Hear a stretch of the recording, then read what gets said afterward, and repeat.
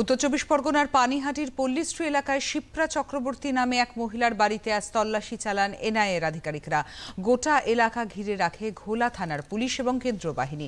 শিপ্রা চক্রবর্তী এবং তার স্বামী মাওবাদী সংগঠনের সঙ্গে যুক্ত বলে অভিযোগ।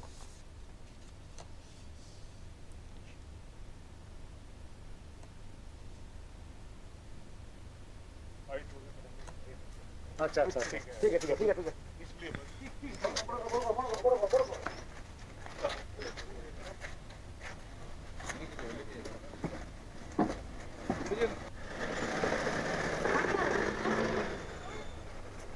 এসে ওনারা সার্চ ওয়ারেন্ট দেখালেন আমার সম্পর্কে সাসপেক্টেড আমি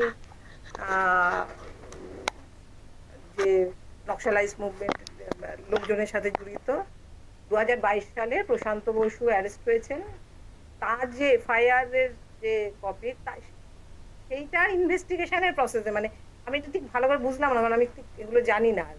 মানে প্রশান্ত বসুর অ্যারেস্ট, এখানে ইনভেস্টিগেশনে কি আছে, তো সেই ইনভেস্টিগেশনের প্রসেসে আমাকে ওরা সাসপেক্ট করছে, যার প্রসেসের সাথে জুড়তে চাইছে, এনকোয়ারি করতে চাইছে। মানে আমাকে ওরা ওই কেসটাতে, এই যারা এসেছে এনআইএ আপনি জড়িত কিনা সেটা সমস্ত ওই কেসটাতে ওদের ইনভেস্টিগেশনের প্রসেসে কতগুলো নাম এসেছে, ইনভেস্টিগেশনের প্রয়োজনে আমাকে ওরা ডাক